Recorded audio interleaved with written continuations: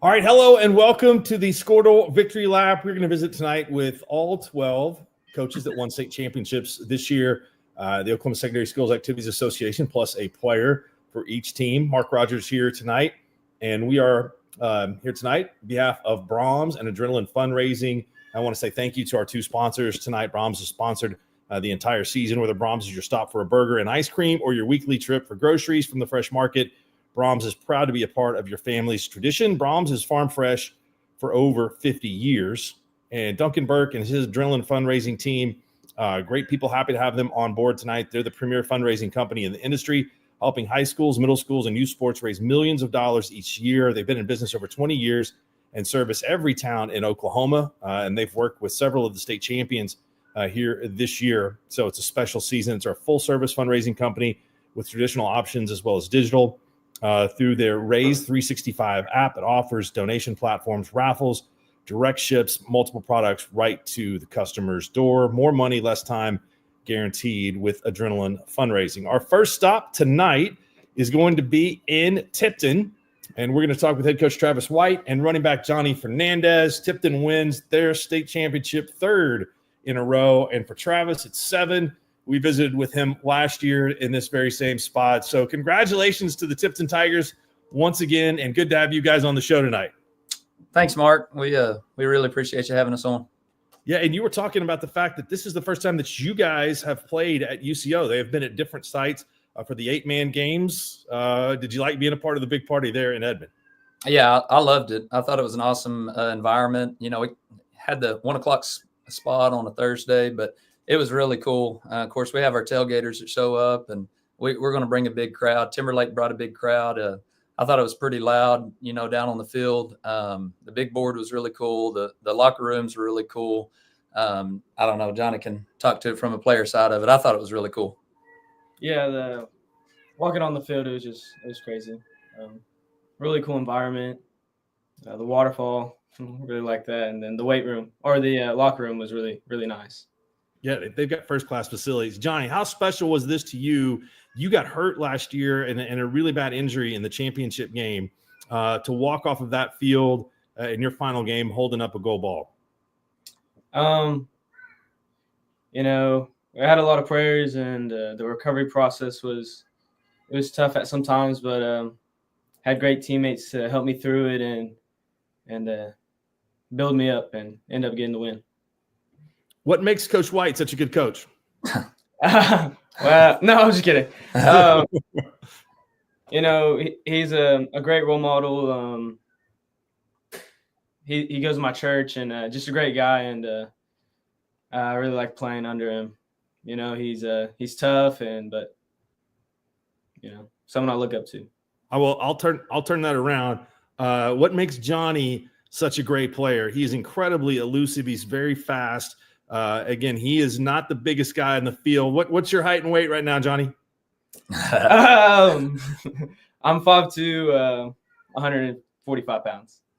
But he gets the job done, right, Travis? I listed him at about 5'3", so yeah. we give him an inch or two. But, man, I said after the game the other day, I said, you can underestimate this guy at your own peril. I mean, I've been coaching him since he was a 7th grader, and I know what he has in him. And football players come in a lot of sizes and a lot of packages, and he's a football player, and that's the bottom line.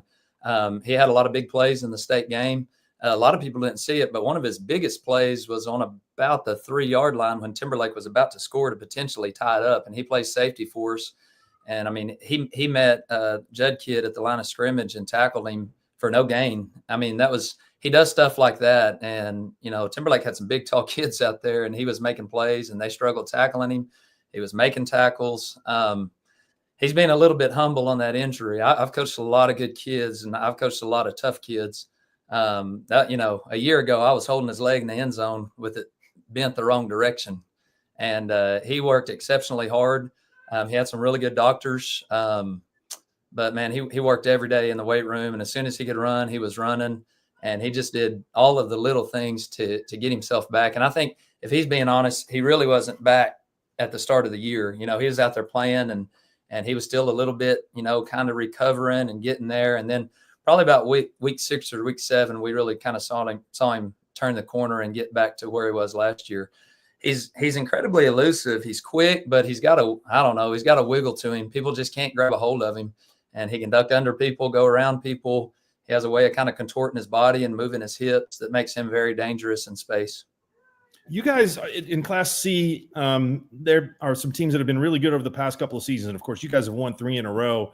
A lot of your Friday nights are finished by halftime, where you guys are taking care of people with the run rule. Timberlake was undefeated this year. They're really, really good. You also look at Ryan, who you guys have done battle with. How do you prepare for games that are going to go down to the wire? That might be one point. I actually think we were a little bit more prepared this year than in years past. We played a really good Hollis team week 2, and Hollis made it to the semifinals in B1, and they were up on us 20-6 at halftime, or right before halftime, and we came back and beat them 28-26. I felt like that game really helped us. It helped us beat Ryan week 6. That was a tough game. So we did have a lot of those games that were kind of halftime games or over, but I felt like we were prepared. And there's no real good way to prepare for those moments except for be in them. So I felt like that helped us. Those games did. Just being in that moment, I talked to our kids. Our kids were really good about not flinching all year. Anytime we had to respond, we responded. And we did in the state game in a big way, making a big goal line stand there to stop them. So we did have some games that I thought really tested us. We had some games that we played 4 quarters worth of football, and I definitely think that helped us in the finals. What are we looking forward to next year? Man, I'm really trying to enjoy this one. We're going to miss this guy here. He's got 3 seniors that we had another senior that played a whole year with a torn ACL, and he was super tough and super gritty for us. I mean, that's the kind of kids that we have in Tipton. I got to hold them off the field. I've got to hold them out of games. They want to play. They want to play through injuries. They're just super tough. So we're definitely going to miss those seniors. But, I think we started 5 sophomores this year and a couple of juniors. Chris Addy made a really big play there. He's a 6'4" defensive end that's a track star that can run. We had another sophomore, JJ Gilla, that had a great game at running back for us. So we're definitely looking forward to the future. We feel like we're going to be competitive again, but Timberlake pretty much has everybody back. Ryan's got a lot of people back. I mean, it's not going to be easy. The last 3 years haven't been easy. So we're enjoying the moment right now, but we are looking forward to the future and just seeing what we can, make out of the next few years, see what we can do there. Johnny, what are your plans? I'm not sure yet. College is an option, and I think I might want to go play some ball somewhere. There's any college coaches out there, it's a slot receiver that you can't tackle. You may not, you may underestimate him, but you won't once you get the ball in his hands. So come after him. I've seen it and I believe it. So yeah, everybody out there listening, pay attention. We'll let you guys go. Thanks for your time. We'll see you.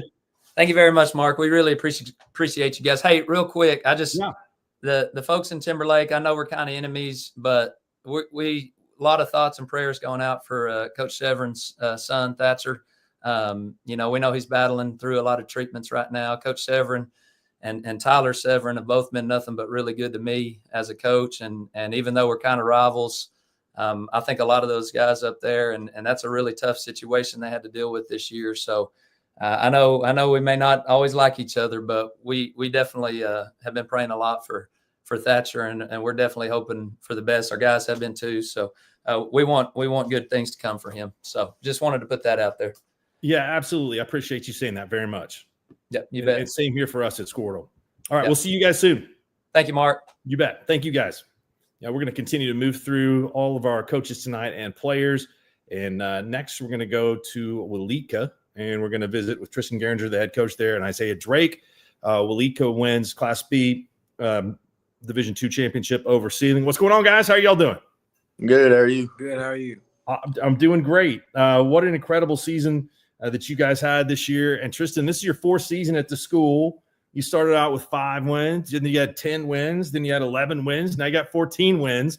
So talk about that progression. And I know that Isaiah has been a big part of that throughout those 4 years. Yeah, I came in 2021. That first year I was here, the weight room wasn't much a priority here, and where I came from and coached at and helped at, that's where it all starts. And that you saw that progression of that weight room. That first year we went 5 and 6. We're slow. We weren't, in the best shape we could have been. And then slowly that weight room has come a big part of us. And now actually we have a weightlifting class that I run every day for even female athletes now too. So it's been a big part for our sports program as a whole. Isaiah, tell me about your season. I mean, you had a heck of a game in the championship. You had 102 yards rushing, 263 passing, 4 touchdowns. Your younger brother plays on that team. Tell me what it felt like to go out on top in such a big way. It was good. It was exciting. And starting off this year, we just had a goal. We had to go get it. Yeah, no doubt. I mean, and you definitely got that done. So tell me a little bit about what you guys did to celebrate. Nothing really. Just come all together and be happy. Tristan, how about you? After the game, we actually headed to the Buffalo Wild Wings, and they had a big old thing for us, a little presentation. They honored us and everything. And it even brought the gold ball in, and the whole community actually came and ate together. That was pretty cool for about an hour and a half. That little B-Dubs was almost like a little Walika party right there. All right, did you go with boneless or bone-in wings? I went boneless. I don't like to eat traditional wings in public because I get kind of messy when I eat stuff like that. Isaiah, what about you? I got traditional. Okay, and what flavor? Honey barbecue. Tristan, what for you? Honey barbecue too. I'm a Caribbean jerk guy. I like that. If I have to go with something else, it's probably just the regular hot. So, and people tell me all the time that boneless wings are just nuggets. I mean, I don't. I mean, I love nuggets, so I don't look at that as a slam or anything at all. So, Isaiah, tell me about Isaac and your younger brother who's going to be back and there next year. What position do you see him playing, and what do you see him doing for the program? This is actually the younger brother. I'm sorry, my bad. Yeah, Isaac's the older brother. So what are you going to do with the program next year? Just do the same. Be a leader. Tell them we got a goal again, and we got to go get it. No slacking off. What position for you? Quarterback. Okay, so you're moving to quarterback. You're going to take over at that position. Is that your preferable spot? Yeah. Very good. Well, how do the people of Walika react to winning the championship? It was great. There was a bunch of folks there. The community was really good, and that's a big part. Everybody was celebrating and stuff. Now, Tristan, you're part of that Morrison coaching tree that's out there that's won a bunch of state championships. What does it feel like to join a lot of those other coaches that have gone on from playing football for such a great program to win one on your own?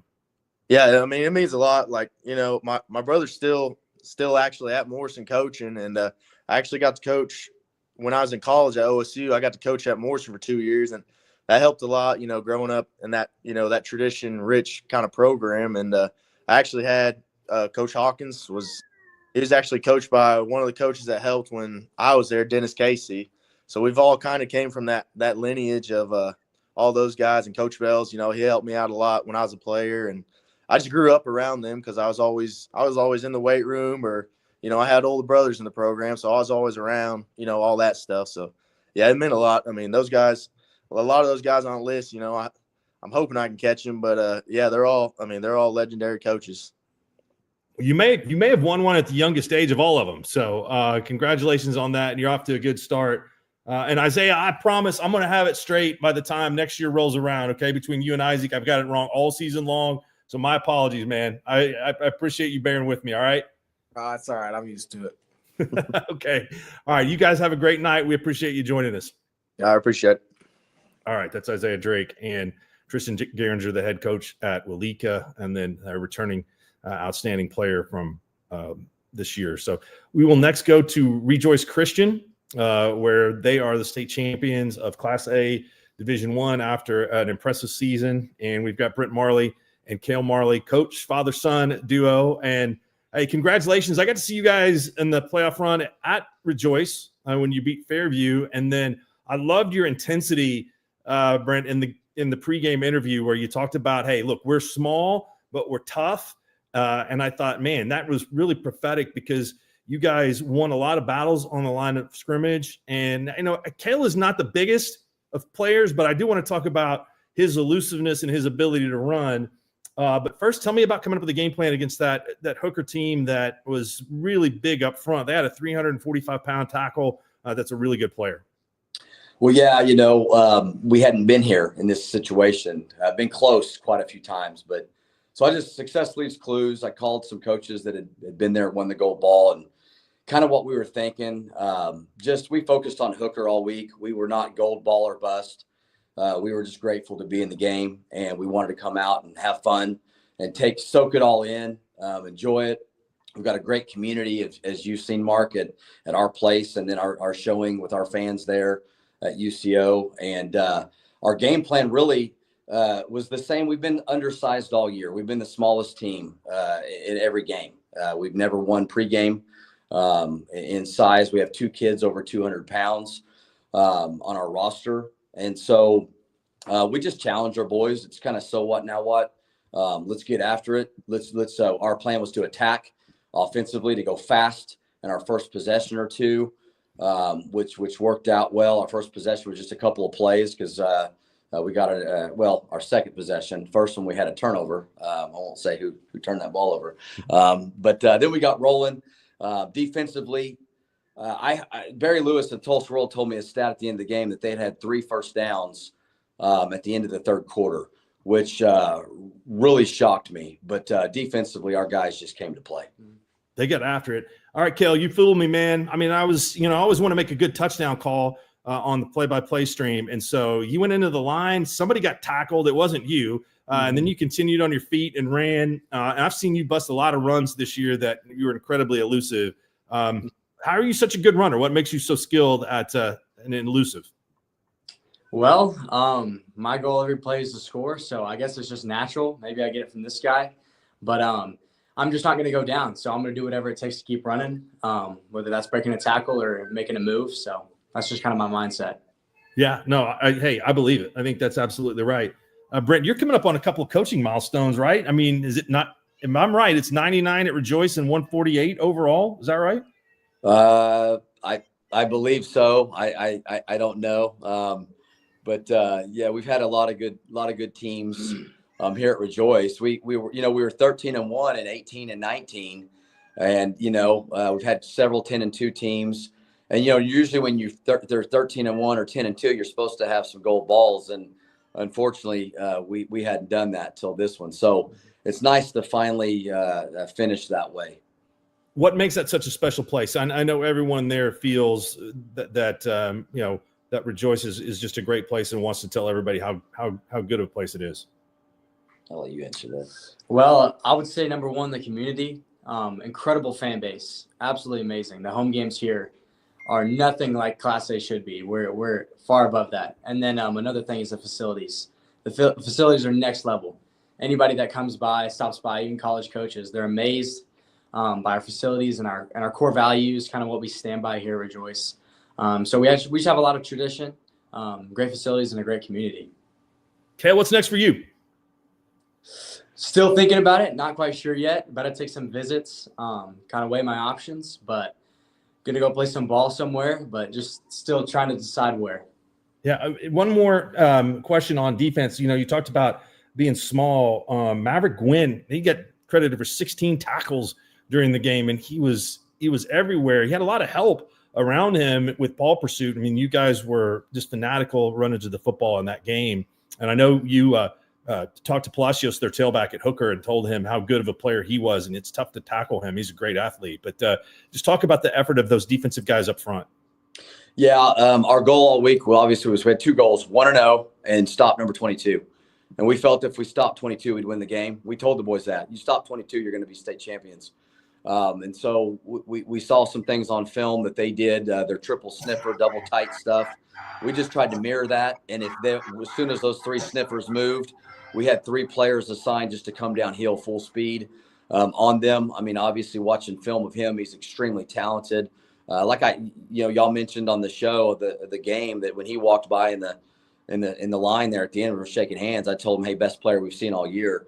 And you know, I meant that. I mean, he in Class A, just a tremendous back and just a sophomore. So, wow. But no, our boys, just Maverick Gwynn, goodness, senior Rover, just relentless. He had number 75. They're Rhett Nunley, their big 6'3", 335-pound tackle right across from him all game.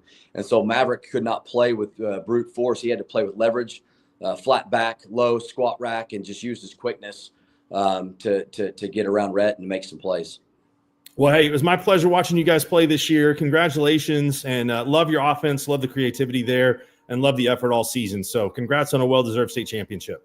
Thank you. Thank you, Mark. Appreciate you following us. Thank you. You bet. Great to talk to those guys. All right. Our next guest is going to be the head coach of the Choctaw Yellow Jackets, Mr. Jake Corbin, along with Cash Williams, who are their quarterback. So hopefully we can get them in here in a second. And just, again, want to thank Brahms and want to say thank you to Adrenaline Fundraising for helping sponsor the show. Adrenaline, I know, works with Choctaw and some of the things that they do. Jake, we'll start with you, man. What a game. You guys looked like you were down and out. You're down 25-7 in the third quarter. How'd you make that comeback? Yeah, I mean, we were down but not out, you know, and, you know, super proud of our kids. You know, they just had kind of a workman's attitude the whole season. They're tough as nails, never panic, and just knew that we had to win the next play and start stacking them together, give yourselves a chance. Cash, I'll ask you. You stuck it out playing football. You're headed to the big time, going to Tennessee to play college baseball and have a bright future in their sport. So why was it so important to you to play multiple sports? Yes, sir. Yeah, I've been playing football since I started 5th grade, and I've been playing with my brothers, and it was important to bring a state championship back to the community, and I wanted to get the job done and be part of a team that brings the state championship back to the community. All right. Are you going to be rooting for Tennessee against Ohio State? Yes, sir. No doubt. No doubt. I think they got a pretty good chance. They got a good squad. So, Jake, just talk about the process of building this program. I mean, Choctaw did not have a whole lot of football history. You grew up not too far away and playing at Carl Albert High School. I love the fact that this program has been built 6A Division II. You're not afraid to take on any and all comers. You guys scheduled Bixby this year. You also scheduled tough in the non-conference, playing out of state against the defending state champion in Kansas. But do you feel like, hey, this is the culmination of a lot of hard work and effort to get to where you've been? Yeah, absolutely. You know, I mean, first of all, you know, credit to the kids. I mean, there's no question about that. You know, and to Cash's point, I've been watching Cash play quarterback since 5th grade. You know, and so, you know, when I got here, that class, our senior class, were 5th graders, and you know, we want to be a part of a program where you can kind of build it from the ground up when they're little bitty all the way up. You know, and just continue to build a program that is continually successful all the time. And so, we had a very special group, led by Cash this year, that were just, absolutely relentless, made a decision to win it and never turned back. Cash, what were you thinking when Juju got that football on the kick after you guys had just gone down and given up a touchdown there? As soon as he got that kick, I knew that we were going to come back and win that game. The momentum, you felt the momentum switch throughout the whole stadium. And after that kickoff, I knew that we were going to start coming back and just keep on swinging. Hey, Jake, I mean, that's really, I think, pretty true, is that a kick return like that in a moment in which you've just surrendered a touchdown can really electrify everything. And Juju's been such a special player to be able to do that at times, come up with those big plays. So what kind of momentum boost did it give you? Yeah, absolutely. I mean, like the kids, when I say they weren't panicked, I mean it. Like they weren't. They weren't panicked at halftime. They weren't panicked when we're down 25-7. But obviously, as a coach, and you're looking up and there's 3 minutes and change, in the third, and you're like left, and you're like, hey, like we need to get something going pretty quick, So it's not panic time, but it is time to start making something happen. And so, when Juju was able to, house that one, we kind of knew that the onslaught was going to be on. Our kids, kind of our theme that week was, keep swinging the hammer, till it breaks. And, our kids felt like they're finally starting to kind of break a little bit and things going in our favor. And to their credit, they never stopped believing. I'll ask each of you, what was the celebration like? I mean, it's been a long time coming for Choctaw. Go ahead, Cash. We brought the trophy back into right there where Coach Corbin's standing right behind him. Brought the trophy in there, had a lot of the community there, and it was just such a great feeling. We've worked so hard for it, and we were super glad to be a part of that. Yeah, absolutely. It was exhausting. I think that's afterwards you're just finally catching your breath. And just so happy. I mean, we're a very tight knit group. The coaches love the players love the coaches. And with the community as well. And it's just it's been a long time coming. And just as an adult, you're so happy to see a group of kids that just spill their guts, finally succeed and get it done, because there's no one more deserving than them. Your high school coach, Gary Rose, is really starting quite a coaching tree of his own. Jake, what's it like to win a state championship, something that he's won a bunch of, and other guys that you played with in high school or had a chance to play around have done the same thing? Yeah, it's really cool. I mean, it's special. I had almost all my high school coaches at the game, and it was really cool. And they came and talked to me afterwards. And, I text Coach Rose, and we talk often. And I talk often still to my old high school coaches. And I'm so grateful that I had just a fantastic group of men that poured into me, and you hope to be able to return that favor, to a lot of people on down the road. So it is very special. And, I was fortunate to have a great group. Well, congratulations on bringing the state championship to Choctaw, and what a game that was against Muskogee. That first weekend, one of 4 games that were decided by 1 point. So you guys gave everybody a heart attack out there, but congratulations. Thank you, Mark. Thank you. You bet. That is Choctaw High School winning the state championship, Jake Corbin and Cash Williams. Our next guests are going to be Lincoln Christian, and they know a little bit about winning some state championships there. Coach Jerry Rickey and also Dawson Fillingham, members of that state championship team. Lincoln Christian riding quite a winning streak right now, winning again, 28th straight win. And the last, I think, what I've got this down, Jerry, you're 89-6. The last 7 years or something like that. That's an incredible record. Well, we've got great kids here and great buy-in from our parents, and our culture, is set up for that, and our kids buy into our culture, and you see the results on the field every Friday. 3rd state championship for you this year. Dawson, this was another one of those great games. It was a 1-point game and went right down to the finish with Sulphur trying to go for 2 to take the lead late in the contest. Tell me about what kind of nerves you had to have to persevere in this win. I mean, I'm just super proud of the guys for just finishing out the game. I mean, we've been talking about it the whole year, just the way our defense finishes and just the way we finish practices, and just I was a little nervous myself, but we didn't let that show, and we just stopped them and came out with the win. Take me through the 2-point conversion play that they were trying to run. I mean, they've been running a wildcat all game, and we kind of knew where the ball was going. We kind of knew who they wanted to run behind, so just winning up front and just making the play that we needed to make. Yeah, and Jerry, you guys have an incredible offense, just as good on the defensive side of the ball. Your victory margin this year was off the charts. Tell me a little bit of what kind of challenge that Sulphur presented. That's a team that really likes to run the football and be physical. I know you guys pride yourself on that as well. Yeah, we talked about them being physical all week, and we knew that they were a team that was going to match our physicality, and they did. And so our guys were up to the challenge. We knew we were going to have to, grind it out a little bit more. We're a big play offense, and we run the ball well, and we got some things in the first half that worked, and some plays that we had to execute well. And, we had a couple pass plays with Carter and Kylan Schulteis and Jack Milligan. And we knew that they were going to be a little tougher. They'd figured out at halftime, which they did. And it was tough sled in the second half, but we kind of relied on our defense, and they came through for us big time in the second half. I want to ask both of you guys this. I mean, every week I'm looking at your results, and there's different people contributing every week. It's not as if you guys had one bell cow that caught a majority of the passes or ran for a majority of the yards. I mean, it was just a complete and total team effort. So is that by design, Coach, where you're trying to get everyone involved? Yeah, I mean, we had a bunch of good players this year, and this year's team was the true definition of team. It was never one person. Dawson and Braden and CJ and our running backs. We had 3 really good running backs, and they were unselfish, didn't care who got the glory, didn't care who got the carries. I think they all wanted carries, but they understood, kind of the situation of the game. And then our passing game was really good as well. And we had several receivers we could throw to. And I just really was able to spread the ball out this year quite a bit. And nobody really had huge stats, but we had a bunch of guys that contributed, and it showed up there in the last game when we needed them to. Dawson, is that the case? I mean, I know that everybody wants individual accolades, but when you can look across the room and know you can rely on somebody else, that's what's really helps build a team. That's right. I mean, it's really just coming down to trusting the guys around you. And we kind of been preaching like a no-name offense, a no-name defense.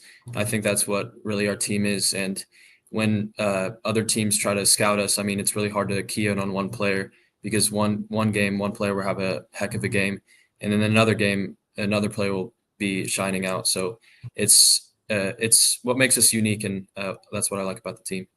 Dawson, what's next for you? Still looking for options and trying to find a place that fits what I want to do. So yeah. Well, tell us what you want to do. Let's find you a place where everybody can be happy. So I do want to study musical theater, and playing football is still on the table, but I know it's difficult at multiple places to do both. So just looking for a place that I can do both. Okay, well, that's very interesting to me. Tell me a little bit about your musical theater aspirations and how you see that working into your future. Yeah, so this past summer I competed in the National High School Musical Theater Awards, and there I got top 20 in the nation. So that kind of just propelled me into some opportunities, and just I want to pursue that career. So yeah. Now, is that singing, acting? Help me out. Yeah, it's singing, acting, dancing, all the above. Coach, what's his best song and dance? He's good at a lot of things, and it's so cool to watch him really do things for our school in multifaceted ways. And he's the lead of our play, and then he's out here at football practice. He had to go to one act, and he missed a football practice, and it was easy decision for me to let him go because it helped our school, and he's one of the best that there is, and he's a bright kid that really shined on the football field because he knew exactly what he was doing. He's smart, very talented, and I'm super excited and proud to see him to go on. You'll probably hear his name down the road, and you can remember this interview when we had together. So. Yeah, we'll be asking for tickets. Okay, so don't forget us. Tell me about your son. Played quarterback this year. What you guys have coming back next year, and what the future holds for him as well. Yeah, Carter was a junior this year. He played last year for us in the state championship team, and he was a safety, and we didn't need him at quarterback. We had Luke, and but Carter came back this year, and he's been playing quarterback for me since he was in first grade, and so he kind of knows our system very well.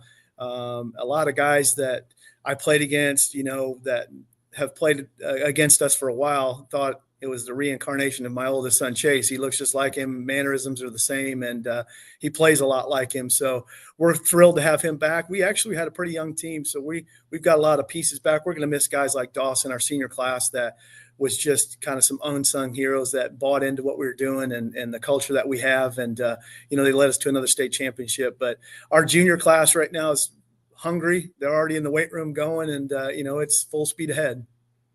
All right, thank you guys. Keep the ball rolling. 28 straight. You guys are had a heck of a season, and congratulations. Thanks, Mark. Thanks for putting this together and having us on. Thanks for joining us. Appreciate the time very much. Lincoln Christian State champions again in Class 3A. We will drop down now to Class 2A with the Washington Warriors winning their 44th straight game, knocking off Millwood in the state championship 7-6. Brad Beller is with us along with Hudson Howard. It's the alliteration game tonight with the BB and an HH here. So, hey, how are you guys doing? Thanks for your time. Doing good. How are you? Doing great. Hudson, 17 carries, 93 yards. You finished 7th all-time in rushing at Washington. You had a big fourth quarter. This is, I guess, the third straight group that we've talked to that played in a one-point game, and that was a trilogy that you guys had against Millwood the past 3 years. You have ice water in your veins in that fourth quarter? I mean, it was a different second half than it was first half. Coach Trueborn and Coach Brad, they definitely saw a look they liked, which is zone right, and we ended up running that I don't know how many times in a row, and we got after it up front, and it ended up working really well for us. Yeah, I've seen that from Coach Beller before. He is not afraid to run the same play over and over and over again, and he is not afraid. I think Coach, is 4 yards? 4 yards a really good play, right? 4 yards? I think 4 yards is a great play. Okay, great play. It's a great play. Yeah, it's one that when you can never go wrong by giving Hudson the ball. So I think that's huge for us to be able to control the game a little bit, control the clock, especially against Millwood. So Hudson getting 4 yards a pop in that game is big. Yeah, it was big. If I'd have told you 13 points is going to all that was scored in that game, I know you respect the Millwood defense. I know you have a good defense, but that was a little surprising to me that we had that low of a total. Yeah, and after the game, started thinking back of both defenses. We've seen their last 44 games. We lost Brad. Hopefully we can get him back for a second. But Hudson, tell me a little bit about what there's Brad. Okay, go ahead. You said you've seen their last 44. Yeah, we've seen their last 44 games, and so that's what there's no surprises from either team. Yeah, no, there's no doubt about that. Hudson, you guys have not only a long winning streak, but a long home winning streak. And as a group of seniors, you don't want to see that end. Man, you guys had a couple of nail biters at home this year against Sulphur early in the season. And I watched that game right here on Skordle with just, trying to hold my phone as close as I could to see the end of it. It was a great game. And then Marlowe as well. So you were used to playing in these type of games that there were a lot on the line that were really close. Yeah, I think those two games definitely prepared us for the big games or the bigger games down the road in the playoffs. But, we never really worried about the streaks or nothing like that. We didn't worry about the scoreboard either. We just worried about going out and playing. And, we know they're going to be really good teams and a really good game. And just happy we came out on top. Tell me a little bit about the group that's coming behind you and what kind of expectations do you have for the junior class this year that's going to be seniors? I mean, I know for sure they're still hungry. They're hungry as ever. And I think, they're never satisfied. We're never satisfied with, what we've accomplished. We've always want more. And we've created a good culture in Washington from the coaches to the players to the community. And, I don't think they're definitely not satisfied with 3. They want 4 for sure. Brad, they're not satisfied with 3. They want 4. What are you going to do to make sure that you guys can get to that spot? There you go. Got me. I think the biggest thing is taking it day by day. I really think that's what Hudson and these previous classes have done is really take it one day at a time, one phase at a time. So off season starts and we have to pick up where we left off and continue to build and see every day is an opportunity to get better. Every challenge is an opportunity to get better. And losing guys like Hudson and in this senior class that has done so many great things. This junior class, sophomore class, and freshman class that got to experience them really have a good example of what we need to do to move on and to refocus on our next year's goal. What you guys, I'm sure, took a little bit of time to celebrate. What did you guys do to relax a little bit after winning the gold ball? I got to go watch basketball games. So, yeah, I love that. That's a good way for me to kind of get away and take a deep breath and enjoy and watch our other kids and other sports compete. And I think that's really where my enjoyment comes is just taking a deep breath and getting to enjoy my kids while it lasts. Yeah, you've got family on the basketball team. I know that for sure. And I saw that Dale girls team play earlier this year. They are great. And so for Washington to go to Dale and beat them in their tournament finals, that's awesome. I know that the Warriors are ranked number 1 in 3A. And so no surprise there. You got a squad that's probably can live up to the football team, right? That's the thing about Washington is there's healthy competition between the programs. Every program wants to continue to do better. Our boys basketball team is doing really well this year. And so our girls, my middle daughter's a freshman, Kelby's the junior now. And then, my wife Cammie is coaching. So it's definitely one of those things where they were where we were at 2 years ago when Hudson was a freshman and sophomore or going into his sophomore year of back-to-back runner-ups and really want to kind of get that streak going with the gold balls. Hudson, tell me about your future. What are you planning on doing? I mean, I plan on continue to play football somewhere, not for sure yet, but I like to get a degree, something in construction, and haven't thought too far ahead just yet, but that's about it. You have any places you want to visit or any places that you really like? Yeah, right now it's Emporia State and East Central University, 2 on the list right now. Well, I can tell you at Emporia State, they're going to throw the ball a bunch, so you can catch it out of the backfield there too. So yeah, that'd be awesome. Darren Higgins never met a pass play he didn't like. So, hey, thank you guys for your time. We appreciate it, and congratulations. Keep the ball rolling, winning again with that incredible 44-game streak. Thank you. Appreciate it. All right, catch you guys later. We will now go next to Elgin, the Elgin Owls. If you were watching the Skordle Pick'em show for the last couple of weeks, it was brought up by Coach Lynn Shackelford at Cashin that the Owls had a chance to be the first Owls to win a state championship in Oklahoma football. That mission was accomplished, and I think that it has even grown now to this may be the first group of Owls in the nation to win a football championship. I'm not sure how you vet all of that, but anyway, congratulations, Chalmer and Jace, on a job well done. In another game that I was really looking forward to seeing, that was a battle throughout the entire contest. I appreciate it. Appreciate you having us on. Yeah, no doubt. Okay, so this year on Skordle, we had a contest for top pancake of the week. And so we need to get some more pancakes on film for next season if we're going to start that back again. But I want to tell you, I've covered a lot of high school football games, and I don't think I've seen a pair of offensive linemen that were as good as I saw on Saturday afternoon. And Jace and Omaguro, they were incredibly dominant. So if you got on the pancake of the week, you got a free gift card to Neighborhood Jam. So this one, Jace, is coming your way. I don't know if you've ever eaten at Neighborhood Jam or not, but it's great. And so we're going to send you $50 to eat there. Thank you. Yeah, Chalmer, tell me about Jace. You're going to Navy, correct? Going to the Naval Academy? Sir. Yeah. Yes, sir. I mean, obviously, your offense was predicated behind that guard and tackle, and they were just dominant. Tell me about his development and what kind of player he is. Yeah, I mean, Jason's a 4-year starter for us.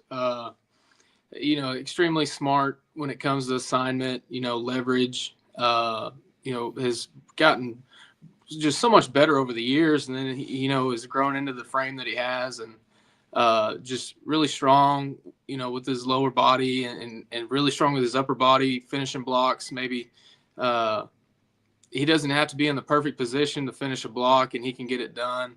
I go back to the semifinal game. We run our counter play where we're pulling guard and tackle, and Jace he's pulling and he's kicking out, and we get double edge pressure from the play side, and he kicks 2 guys out, and 2 guys end up on their butt. I mean, it is unbelievable play. I'll never forget it. And Jace is a guy that's dealt with some injuries and some things throughout the years, and it didn't matter the severity of it. He was going to fight through it. Like, there was only one option for him, and that just goes to show you how tough he is and just how much it means to him. And he's got his character traits are out of this world, and there's so much behind the scenes that he does right. And I'm so thankful to be his coach, and I just love watching him play. Hey, Jace, congratulations on a very impressive scholarship to the Naval Academy. If you have an opportunity to do something like that, I'm sure it's a great one to take. So tell me what you thought about going there and why you chose that destination. Well, I didn't have really the looks I was wanting to, and I picked up all 3 academies, and it was just, at that point, it was just building relationships and seeing which one I wanted to go to. And then Coach Guillermo at Navy, I built a great relationship with him, and I just can't wait to go play there. So I'm going to assume your grade point average starts with like a 4, right? Something like that? Yes. Okay. Go ahead and brag on yourself. 4 point what? Or is it 5? It's just 4.0. We don't do an unweighted.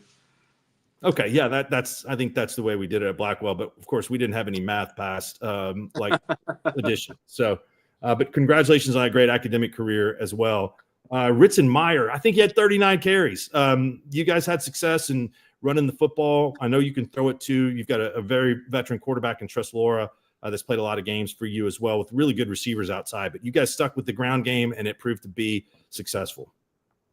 Yeah, I just thought we got into that game, and you just got to lean on our strengths. And I felt like our offensive line was just, bar none, just dependable and talented, and just guys that are coached extremely well. And in big moments, man, you got to lean on your strengths, and definitely strength of this football team. And they just wear on people. And when you're handed to Ritson, 210 pounds back there that kind of just runs possessed, it just makes it hard on a defense after a while. And I think that kind of was a recipe for that big drive in the fourth quarter to go down there and go up.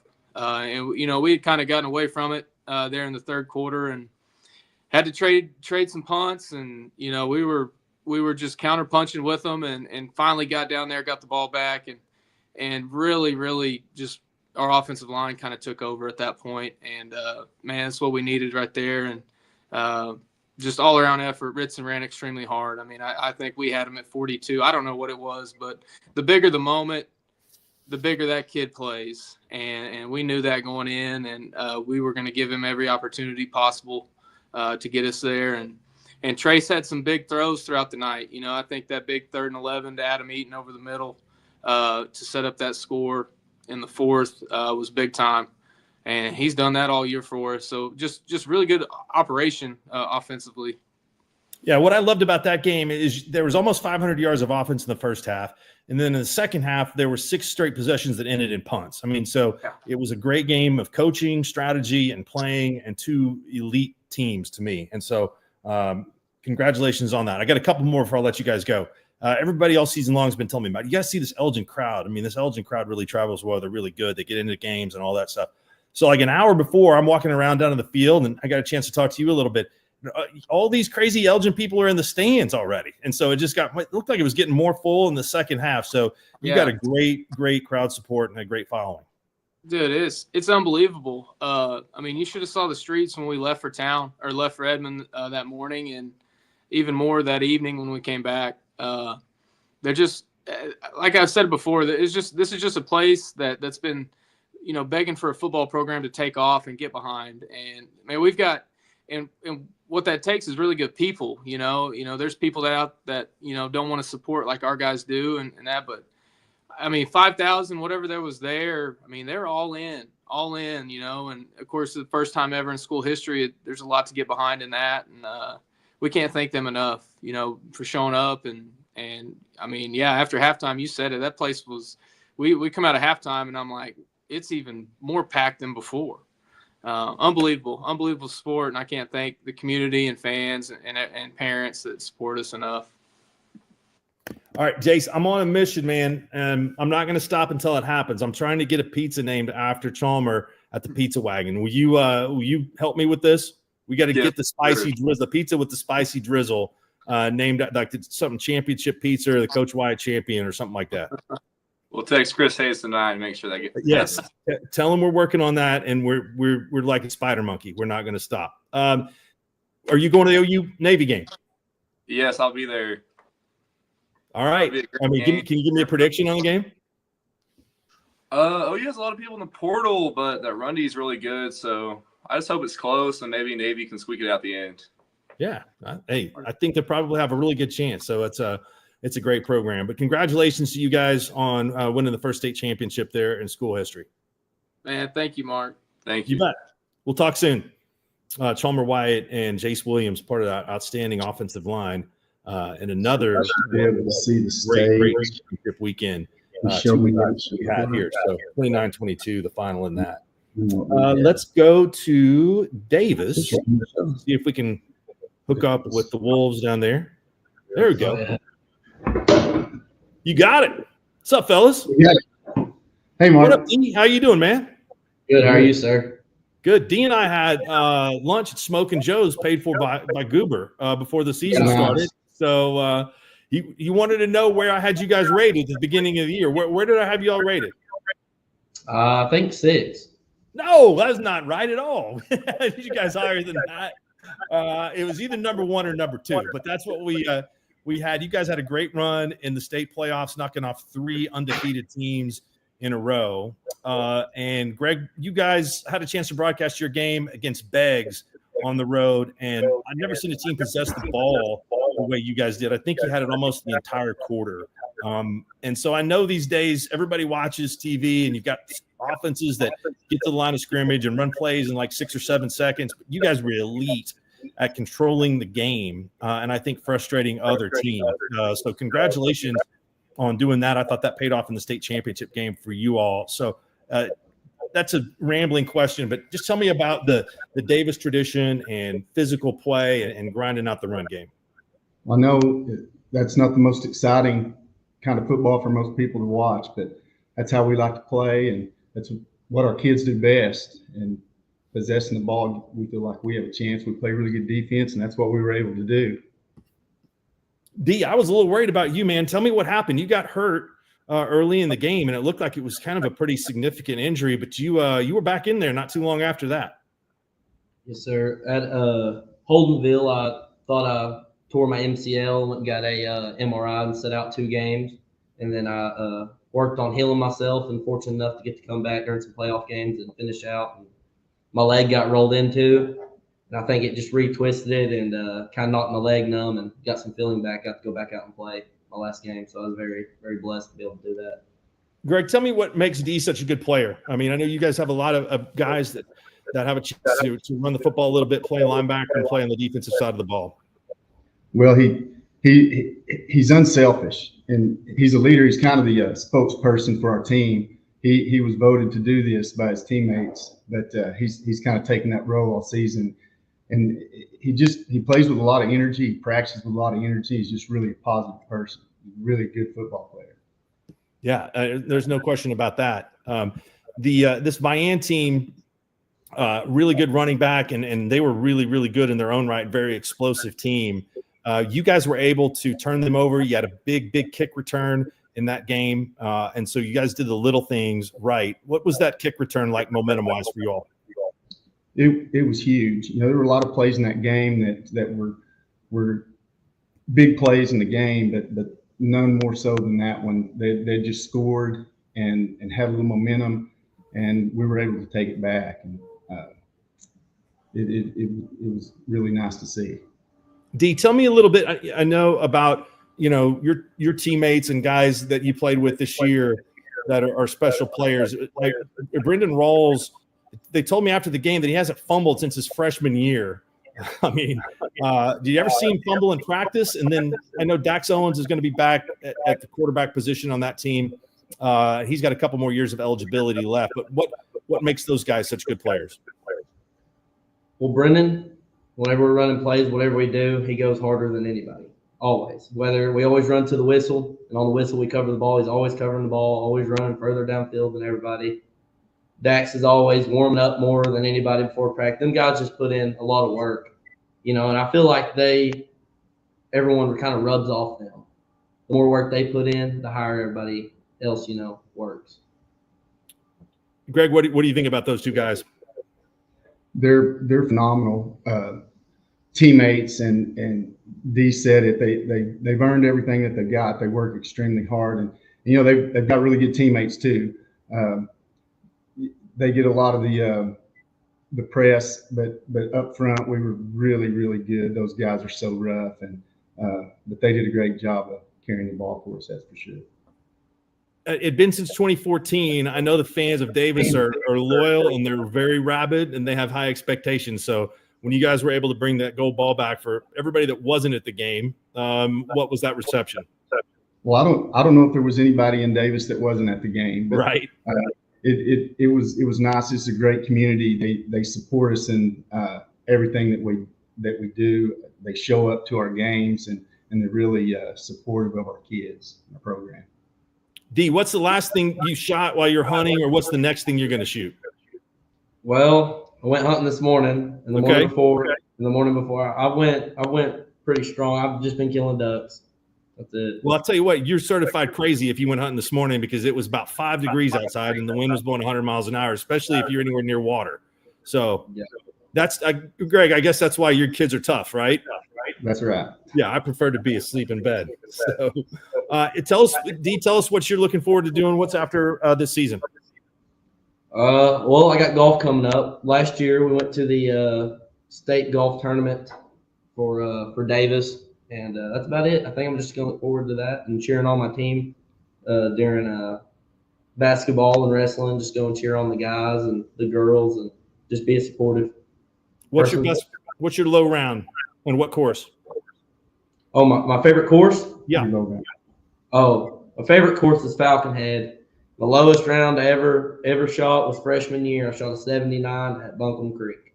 All right, very good. What's your goal for this year? To break 90. Hey, you and I could play together. We'd have fun. That'd be my goal too. I'd love to break. Anytime I break 90, it's a good day. Greg, what'd you do to celebrate? Just enjoyed the win. You know, it's such a long season. It's a stressful time, and when it's over and you win the last one, it's nice to just relax and be able to go watch our other sports and support our kids and really just relax and enjoy. All right, you guys win the award so far for the best background with that oversized wolf behind y'all. So you're the leader in the clubhouse. Nice. Thanks for your time. We appreciate Thanks it. for having us. Thanks for doing this. You bet. Thanks for joining us and taking the time to do it. Davis Wolves are state champions in Class 2A Division II. And I know that Duncan Burke was telling me with Adrenaline Fundraising that he was leaving Davis today down there. And again, they do a great job. And if you're looking for fundraising that can really help you, go to adrenalinefundraising.com for more information. Full service company with traditional options, digital through their Raise 365 offers different platforms, raffles, direct ships, and multiple products. They go right to the customers' doors. They work with Bixby, Carl Albert, Davis, Choctaw, Elgin, and Rejoice, some of the communities, among many others. And of course, I don't need to tell you much about Brahms. Great place. Locations all over the state of Oklahoma, from the crinkle cut fries, the shakes, malts, and their market. Everything is delicious. Brahms milk is sworn by thousands and thousands of people. So support your local Brahms, who have been sponsors of the Game of the Week this year on Skordle, and we'll continue to do that through basketball season. Let's go to Dewar, where we have Coach Josh Bean and Dominic Celestine, who win state championship. And again, no strangers to losing. When's the last time you guys lost a home game? Well, this year was the first one we lost since 2017. We lost to Walika early in the season. And since you bring it up, it was probably a turning point in our year. We were able to got a little complacent, both the coaching staff and our players, and it's an opportunity for us to go back to work and kind of got our attention. And of course, they're a great football team, and they went on to win their class and so forth. But lost to them in a close game, and it kind of opened our eyes and got us back on track. Yeah, I was going to say that those losses don't happen very much. So if it was before then, it was almost 8 years, and especially in the regular season. Josh, you got 84 wins and only 7 losses the last 7 years there on the job in the 18th season. So, Dominic, what makes Coach Bean such a good coach? I think pushes players to the max every day, helps them get better, teaches. He's a great mentor. And I think he just helps you bring the best out in yourself, takes you to places you never thought you could go. All right, I've got to ask you a question. This may be a difficult one, so I hope you're prepared to answer this. Coach Bean texted me earlier tonight that he was going to be at an ugly sweater Christmas party. I told him to absolutely not change. He's got a T-shirt on. That's cool. It's a state championship T-shirt, so he should be proud to wear that. But is that the ugly sweater behind him? No, no, man. I couldn't pull it off. I left down there. We're just right down the street. So I came to my office. I thought I better put a T-shirt on. I looked a little goofy. So Dominic, there's no ugly sweater in there, right? Not that I can see. Okay. All right. Yeah, you got to listen to Coach more than that. So you played a good game in the state championship game, 6 tackles. You were active and you were in the backfield. You guys had a tough opponent. I mean, Laverne has been one of the standard bearers of the Class B program. Felix Teal is a certified killer too, and he returned the opening kickoff in that game. And you guys got to be thinking about, oh no, this is a bad way to start. So how are you resilient and able to bounce back from that opening kick return and really get after him? Well, first of all, anybody on our sideline knew that the ball wasn't supposed to go to Felix Teal, except for our kicker, I guess.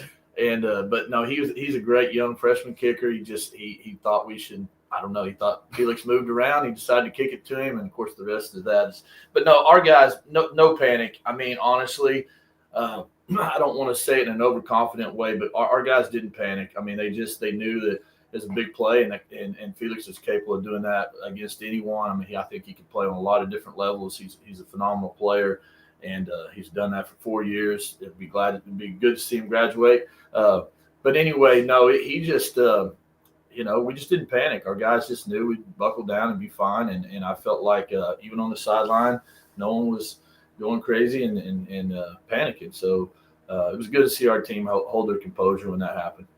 You put up over 400 yards of rushing in the game with Braylon Lewis, who is on your team for the first year this season, and then Peyton Killhofer, who's been your quarterback the last couple of years. So talk about that rushing attack. And again, a lot of traits of successful coaches. If something's working, you don't deviate.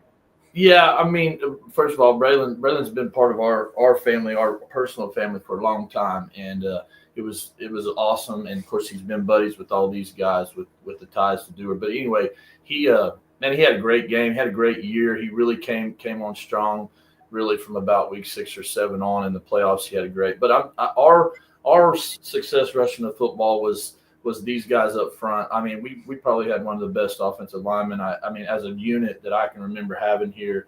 I mean, Peyton can obviously throw the football, but it was kind of one of those deals where, I'm calling plays and I'm on the headphones with our coaches saying, hey, I think we need to back them off a little bit. And they're going, Coach, we're getting 10 yards a pop. Let's just keep running the football. So, we had the big play early in the passing game, but even then, I mean, Peyton wasn't close to being touched. I mean, our offensive line was just phenomenal this year. All 3 of them, and our tight end, those guys could just they could block.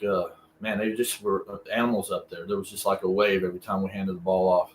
I think Braylon carried it 35 times, and probably 25 of those was inside zone. So we just kept doing what was working, like you're saying. Dominic, I had a chance to come watch a game at Dewar last year. I know everybody that's especially successful programs loves the environment and loves the fan support. So do you feel that too? Yes, sir. It's unmatched. I mean, the streets at 7:30 in the morning were lined up from here to Edmond. Dang near. Everybody was out in the cold, coming to cheer us on. It was a great time.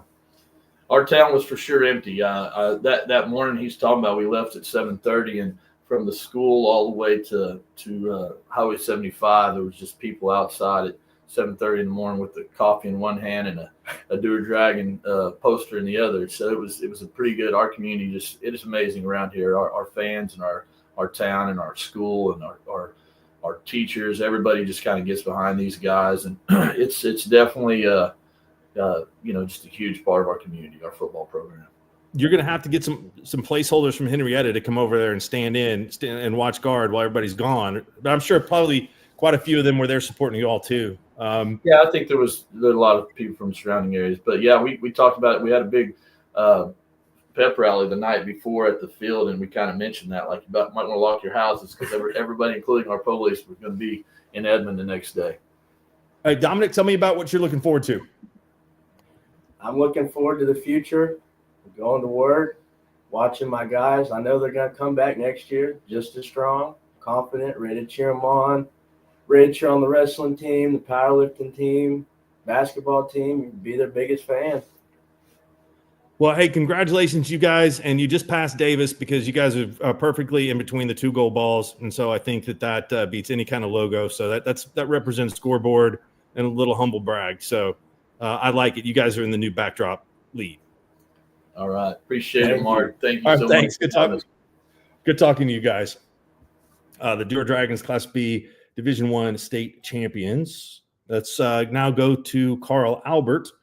And the Titans are certainly on quite a bit of a roll here. Tristan Haynes and Coach Dunn, 39 victories in a row, including an arch rival in the championship. And first, I got to tell you guys, I know that it was incredibly difficult to play and do what you guys had to do with the loss of your coach and Jimmy Wilkerson, who was a big part of that Carl Albert program. And so thoughts and prayers are with you guys for having to deal with that. And then no coach's son on that team too. So I'm sure mentally and emotionally that was difficult for you guys. Yeah. Thank you. Thank you very much. Yeah, it was tough, but our kids, they knew there was business needed to be finished. And Coach Wilk, he would have definitely wanted these guys to finish what they started. So just proud of the way our guys handled those couple of days and finished the job. Mike, you're a lifer. I mean, you've been other places at times for a while, but at Carl Albert, what was the feeling like to tie Ada, who was really throughout history, I think has had the most state championships in Oklahoma high school football, was synonymous with that for a long period of time. But you guys won your 19th on Saturday to tie them as the top program in the state of Oklahoma all time. How did that feel? It feels really good. Obviously, a lot of people involved in that, and it takes great kids, great coaches that obviously came long before myself, and an entire community that gets behind the sport and gets behind the program, and we've got great families, we got great principals, administrators, teachers, counselors, everybody involved that helps make that thing go is all in. And so when you kind of mix that all together, I think you have a formula for very high level of success, and that's shown since 1989 was the first state championship. So really doing 19 of those in a pretty short amount of time when you really look at it compared to other people that have lots of state championships. This has kind of been relatively a new thing compared to other programs. So it's just really proud of everybody involved. And it takes great kids, like I said, like Tristan and all of his teammates that were seniors and their classmen. But it's a great feeling. All right, Tristan, you've been a part of all those 39 consecutive wins and a part of these 3 state championships. So you either got to tell me what's the best team of the 3 or what your favorite win was or moment in your career. My favorite win, I would say, would be the Muskogee game. You know, coming into that game with them being the 6A1 favorites last year, well, 6A2 favorites last year, and just the atmosphere that was there and how the game played out. You know, I had a pretty good game there, so that would probably be my favorite game.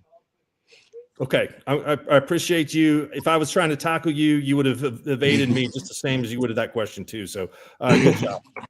Where are you going to play at OU next year? Are you looking forward to being part of special teams or offense, defense? I think you can do it all. So what's your preference? I'm going there primarily as a cornerback, but I also want to get on the special teams as well. So that's really what I'm going up there for my freshman year. Mike, you know a couple guys up at OU. You think he's got a chance to play some special teams? Would you recommend that? Absolutely. Yeah, I've told people all along since he started getting recruited. I think that's one of the things that really separated him from a lot of people amongst some other stuff. But if you watch him in the return game, he's been as electric as anybody out there, you know, in the state of Oklahoma, but probably in the country. He's a guy that in 3 years is doing punt returns and kickoff returns for us. He's got 11 return for touchdowns.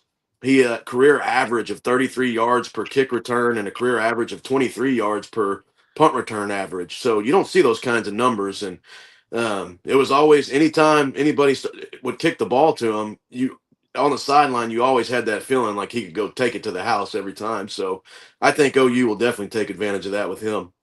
Yeah, I would think so.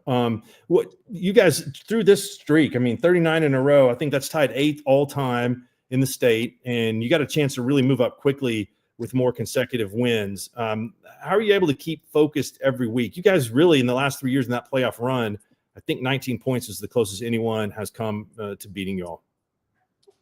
Yeah, well, Tristan can answer that from a player standpoint. I know from a coaching standpoint, it's been pretty easy, to be honest with you. These kids at Carl Albert, for whatever reason, as soon as you get to the playoffs, these guys turn it up another notch, you know, and the further you get into the playoffs, and I think if you look at our record in the playoffs, and we're 20-1 in semifinal games, and now we're 19-1 in finals games. So the further we get into the playoffs, the more these guys just take it to a whole nother level. But it's just a different feel. And I remember my first year there, our defensive coordinator, John Herbert, he told me we got to the playoffs. I said, man, I was worried about the guys taking their foot off the gas a little bit. And he said, man, not around here. He said, we get to this point, this is when our guys really, really put their foot on the gas and get going. And so it's been like that, you know, it's made it that way in the playoffs. And then in the regular season, our guys don't take anything off, and they know there's a target on their back, and they're going to get everybody's best every week. And so it's just, we've got guys that buy into what we do, and they do a great job. Tristan, you're passing the torch on to a younger group of guys. Tell me what we can expect next season at Carl Albert. You can expect a lot of the same things, you know, because having them on our scout teams and stuff like that, they all competed every day, you know, doing their things on that. So you can expect them to come out and compete and go head to head with whoever they play. All right, what'd you guys do to celebrate? Any good meal? Any special tradition? Anything like that? I mean, we came back to the locker room and we had our celebration there. But after that, I really just ate some food and went home. Yeah, rest. I went to sleep is what I did. Yeah, like you guys have done this a little bit before. So, Yep. Well, hey, congratulations, Tristan. We know what your future is, going to University of Oklahoma. What are you planning on majoring in, or anything else other than going to OU to play some football that you're looking forward to? I think I want to major in architectural engineering. I think that's what I plan to do for myself. So that's really what I want to do up there. Yeah, that's I don't know, man. He might make as much money doing that as in the NFL.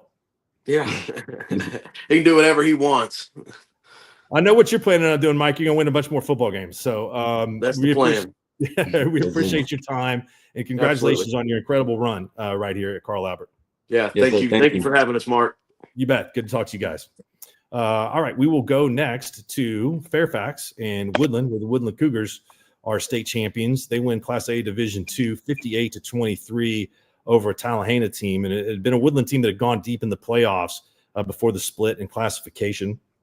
Casey Goad, who grew up there and played at Woodland as a quarterback, went on to Northeastern, gets a state championship for that community.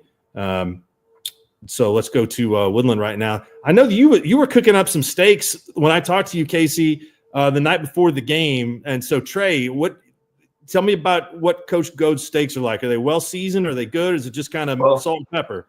Well, actually, they're not even Coach Goad steaks. They're our defensive line coach, Coach Luckett steaks. Hey, Okay. Mark, in my defense, Mark, I said that I was helping cook steaks, so I don't want to. You're correct. I didn't want to portray it something that was wrong, but you weren't necessarily taking credit for it. But I think were you at least cooking them, or were you just standing by while somebody else was cooking? No, I was actively cooking with him. Yes, sir. Montreal seasoning, or can you give us your the key to that? Well, it's the Lazy S barbecue restaurant. It's the famous recipe. So I don't have the top secret access to that. So I really don't know. Now, does that go back to the days of like the Roller Inn there in Fairfax? It does. Yes, sir. The Jumps Roller Inn. Jump Steakhouse. That's you got to be old to know that. So, tell me about Trey. I know after the game you talked about the fact that, hey, look, this is a guy that needs to be recruited. And drum up more interest for him. And I couldn't agree more. He's got a zip on the ball that you don't really see. I noticed that down in the pregame, and in the first pass you guys completed in the game on third down, I'm like, that's a missile. So tell me about your quarterback. I know you played the position, and so this kid has got a big time arm. No, he does. Since fifth grade, when I started coaching him in PE, actually, he was different. His mentality, his leadership, his arm strength, his work ethic. He's got everything you want in a quarterback. The tools he's going to continue to develop. But yeah, he's a natural God-given talent. Yes, sir. Well, Trey, with that kind of arm, I would want to play quarterback. But I also saw you hitting some people pretty hard on the other side of the football. So if you have to play defense, you might be able to do that. Do you prefer a position, or do you like playing both ways? I like playing both ways, but I'd rather be a quarterback. Quarterback's my spot. Yeah, exactly. Now, you don't want to play defense when you can be the quarterback. Coach Goats taught you something for this, for sure. What does it mean to bring a title to Fairfax? I assume that the community was incredibly fired up, and you guys, like you said, have been close the past couple of years and had some really, really good runs. Man, it was awesome. It was great for the community, just great for the kids. We got so close the last couple of years. This year, like I told the reporter after the game, we had the date of the state championship game on our marker board for 8 or 9 months. We looked at it every single day, and Trey knows we talked about it all the time. And just to see their hard work rewarded at the end of the year, all the time we put in, it was phenomenal, man. It was very, very special. Trey, tell me what colleges are you talking to right now, and do you have a preference of anyone? I don't really have a preference right now. I've been talking to Missouri Southern, NEO, Emporia State. Those for right now. Yeah, I mean, MIAA is an incredible conference. I mean, that's a lot of good football played there. So we'd love to get you on some visits and get you playing someplace where you'd like to spend the next few years playing quarterback. So tell me about the rest of the guys on this squad. You guys have, I'm sure, about as many people as you could out for football at the school, and a bunch of dudes playing both ways and playing really, really good. Sure. Yes, sir. That's one thing I don't speak about a lot, but we have 100 kids in our high school. When the OSSA redid the classifications this year, we were actually a B2 size school, not even not the top 8 man. We're the second. So it just goes to show the hard work, and we had 31 kids out this year in a school of 100. Phenomenal numbers for that, but it's just more impressive that we're able to do what we do with that small of a school. So kids like Trey, that's the reason we get it done. Trey, you're not done though playing sports, right? You've got a lot more to do. Yeah, I got basketball and baseball. And a little golf too? Yeah, a little golf. Yeah. All right. What's your low round? My lowest round, I shot a 78 one time. Okay. But all right. So yeah. You don't have to be humble. You can brag, hey, I'm good at golf. I'm good He's at one baseball. of those guys that he's good at whatever he does. He makes everybody else just jealous. So where do you like to play? Like what course? Yeah. Lakeside and Stillwater is my favorite. Yeah. Have you ever gone on at Karsten? Not yet. My golf coach wants to take us there. Yeah, you need to do that. That place you'd be a lot better off on that than me. It's pretty tough. So hey, we appreciate you guys' time. Congratulations on winning the state championship and football frenzy community there in Fairfax, and you guys got it done. So congratulations. Thank you, Mark. Good talking to you. You bet. Good to talk to you guys as well.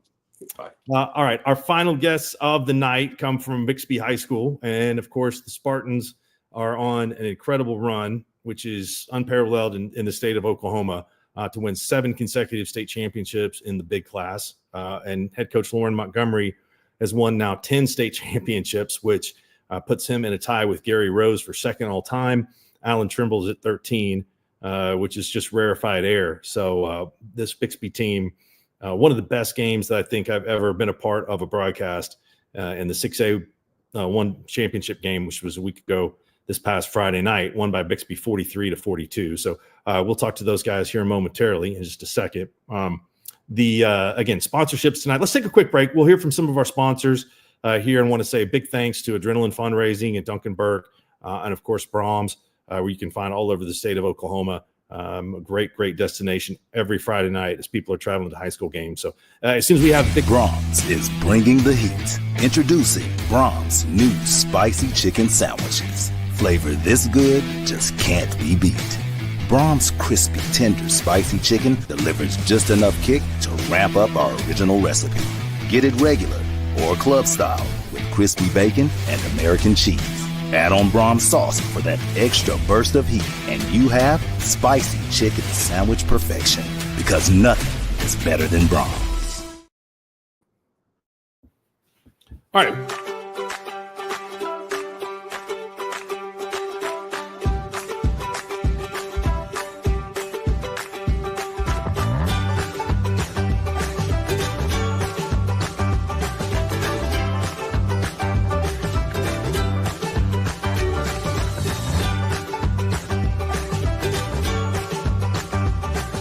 Stream like the pros with Skordle Live. Find out more at skordle.com/stream.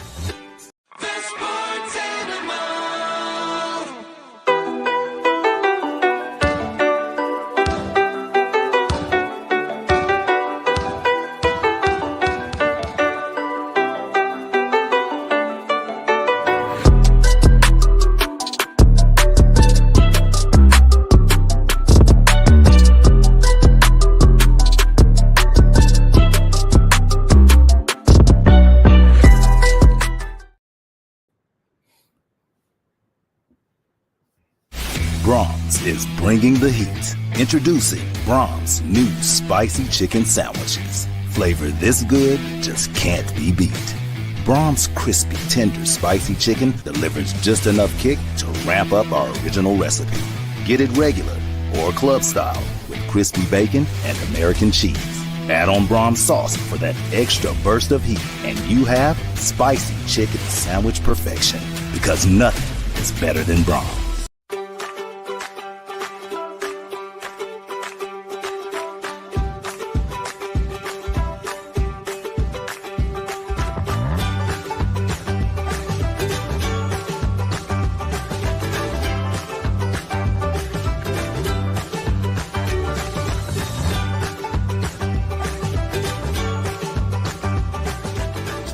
the pros with Skordle Live. Find out more at Skordle.com/stream.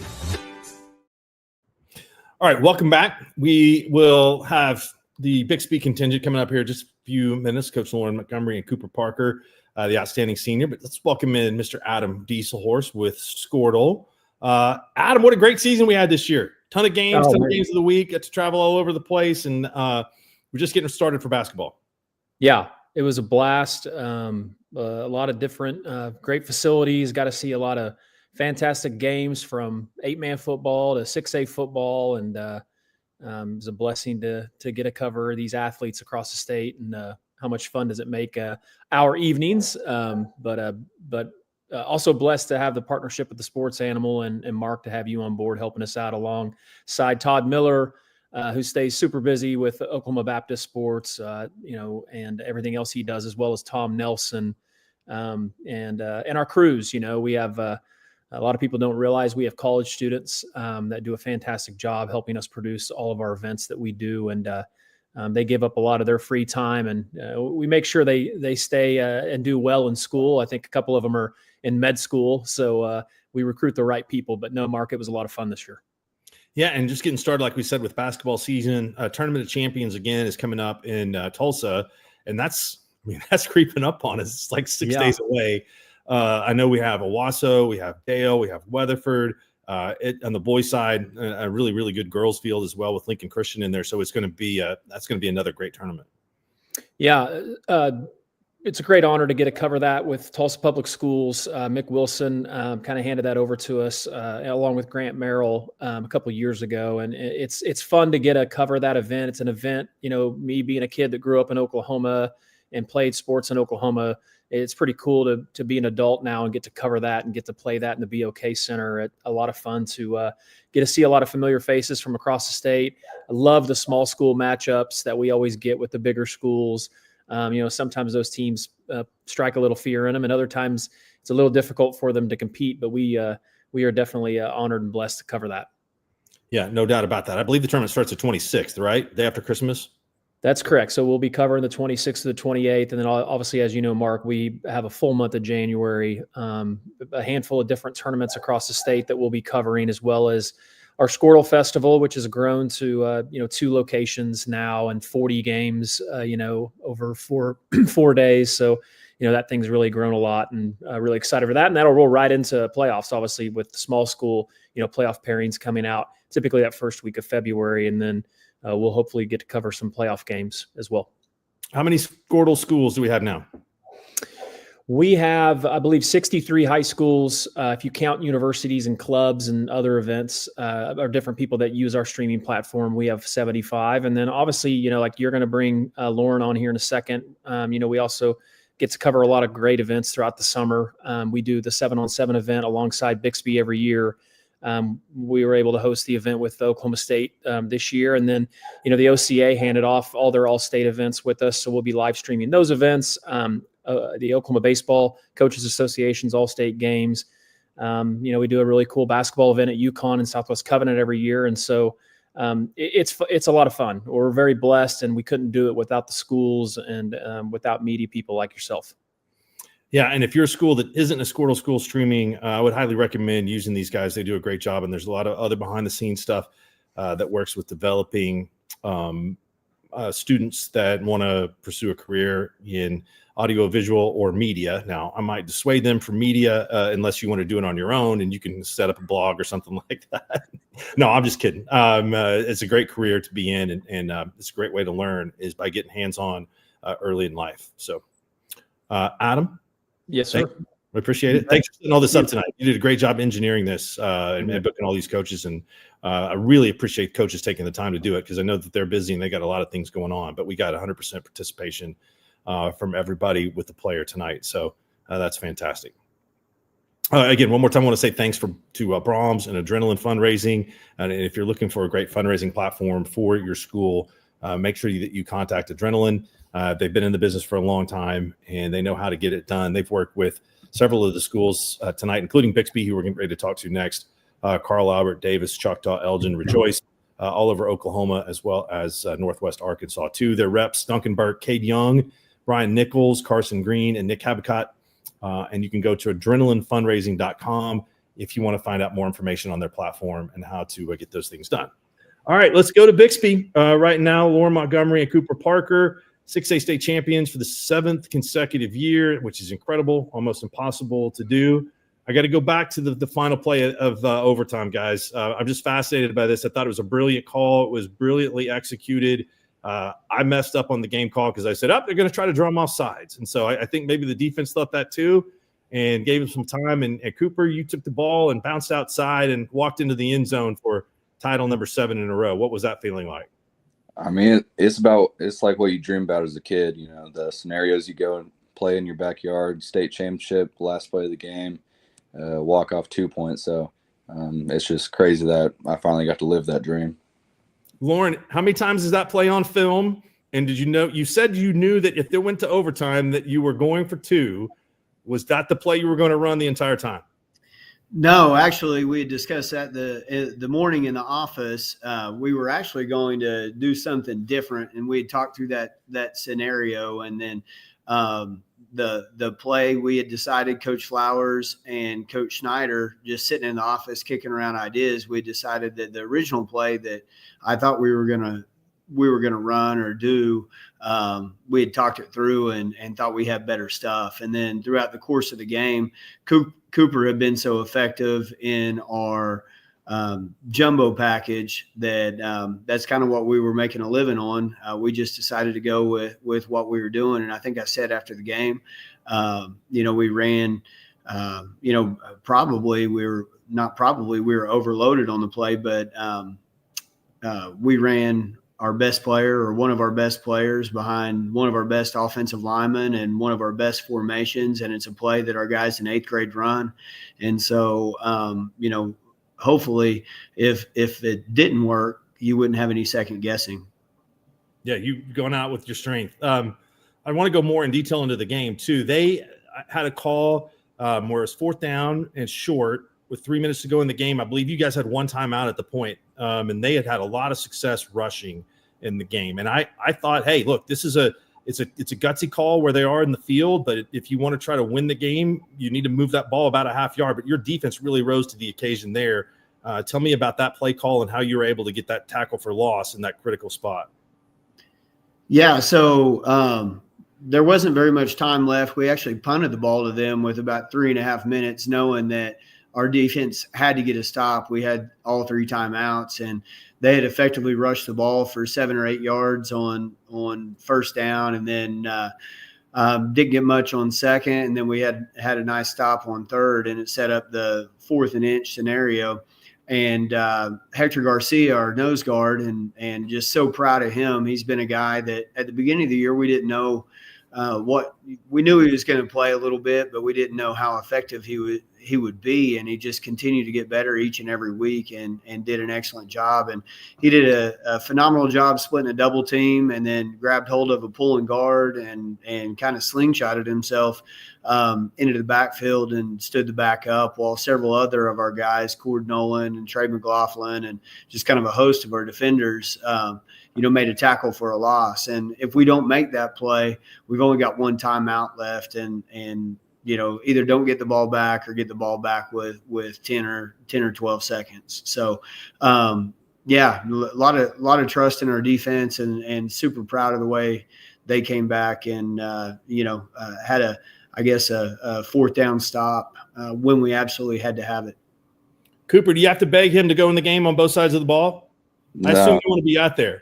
Or you get No. Is that funny for you? They just throw me in the game. I'll come off a long defensive drive and I'll be shooting water down my throat, and I'll get hey, you good to go with this play? And I just got to suck it up and go. Lauren, I mean, not only is he playing linebacker, he's in there as a Wildcat quarterback. And I assume that the later that the year goes, the more faith you have in keeping him out there quite a bit. But, tell me about this kid and what a special player he is for you. Well, we're going to play him until he cramps up, and we're going to get every ounce. And that's sort of our philosophy.